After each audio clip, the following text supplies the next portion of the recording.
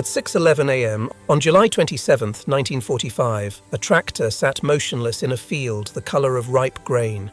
The war in Europe was over, yet for one farmer in central Texas, the struggle hadn't ended. His foe wasn't a soldier, it was a lifeless engine. The man was Thomas Reed, 47 years old, worn thin by 6 years of drought, rationing, and the endless wait for letters from sons fighting overseas. That morning, his John Deere Model B wouldn't start. The wheat was ready, just 2 days from over-ripening, and dark clouds were creeping across the sky. If he lost the harvest, he would lose the farm. Working beside him were 12 men in faded khaki uniforms marked with 2 black letters. PW, prisoner of war. They were Germans captured in Tunisia 2 years before, shipped across the Atlantic, processed in camps in Oklahoma, then sent to Texas to replace American laborers gone to war. Behind the fence, a guard leaned on his rifle, already sweating in the early heat. The prisoners spoke little. They had learned that silence was safest. One of them, a thin mechanic named Karl Weber, crouched near the wheel hub. He was 27, from Stuttgart, once employed in a Daimler factory assembling aircraft engines for the Luftwaffe. His hands still remembered tools, the cadence of machinery. Now those same hands lugged sacks of grain beneath the Texas sun. Reed slammed the hood shut, muttering a curse that crossed any language barrier. The guard smirked. Karl hesitated, then stepped forward. "Sir," he said carefully, his accent heavy, "I can repair." Reed looked up, half amused, half irritated. You can fix this?" Karl nodded once. "Engines are the same everywhere." Reed studied the prisoner, gaunt, composed, eyes that had witnessed too much, then motioned at the tractor. "All right, but if you make it worse, you'll be dragging that plough yourself." Karl gave a faint smile and began.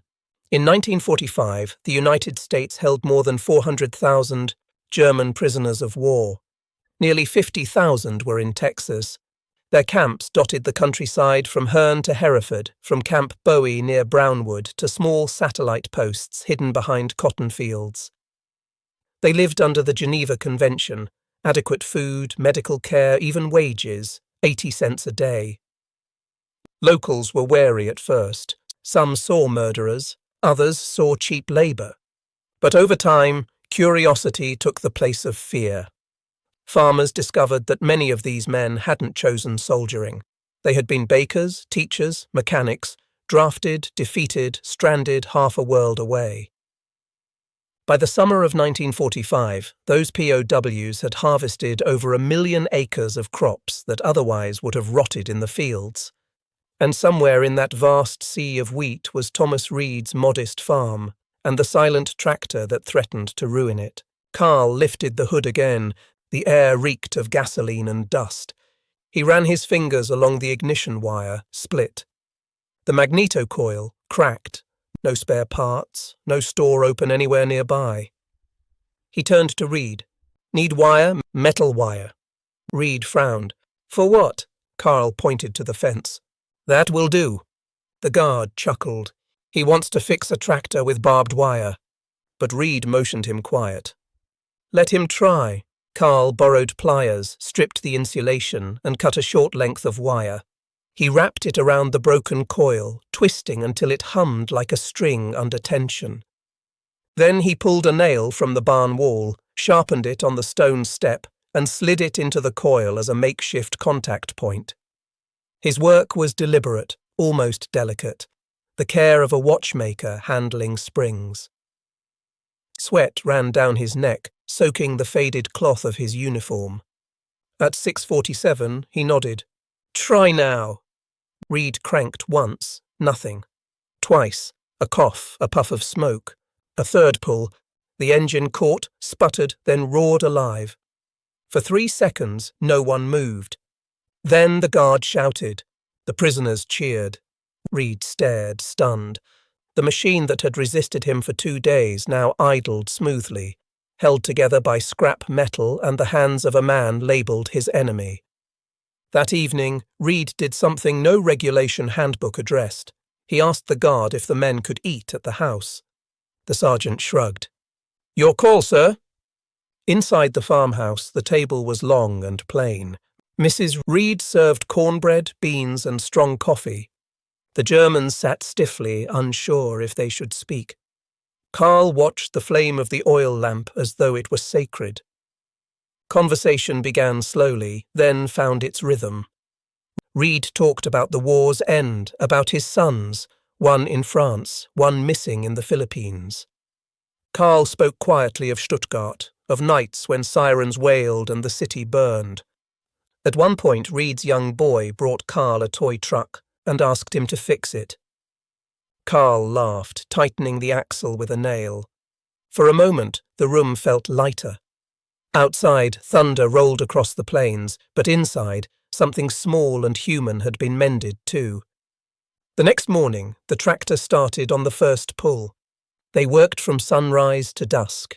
When the storm broke, the last wagons were already under shelter.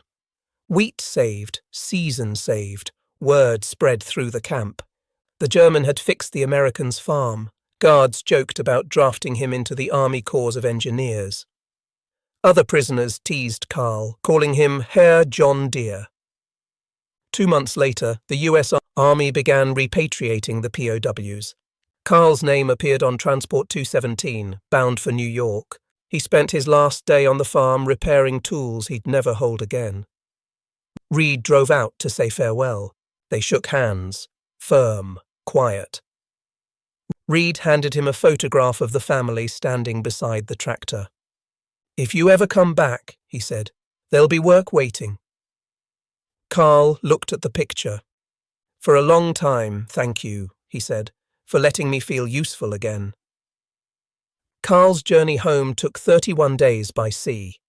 When the ship reached Bremerhaven, the shoreline resembled the surface of the moon, flattened cities, silent cranes, children scavenging for coal. He walked through Stuttgart with his hands shoved into empty pockets. The factory where he'd worked was a charred shell. His parents' apartment was gone. Neighbours told him they hadn't survived the bombing of March 1944. Karl found work repairing bicycles, then tractors hauled in from rural towns. He rented a small workshop and painted his name above the door, Weber, Machining and Service. On the wall, he hung one photograph, the reeds, the tractor, and the open Texas sky. When customers asked, he simply said, "A friend who taught me how to fix things the right way." In May 1947, a brown envelope arrived at the Reed farm. Inside was a short letter in careful English. "Dear Mr. Reed, I hope the harvest was good this year. I am home. Germany is broken but alive. When I repair engines, I still hear the Texas wind. Thank you for the day you trusted me. Karl Weber." Mrs. Reed framed it and set it on the mantel. Over the years, the ink faded, but the meaning never did. Decades passed. Camp Bowie was torn down, replaced by housing developments. Most people forgot that enemy soldiers once walked those roads. But in barns and tool sheds across Texas, the legacy remained, tractors fixed by German hands that still ran better than expected. In 1984, a Dallas journalist researching POW camps found Thomas Reed Jr., now an elderly man with calloused hands, and a memory like a ledger.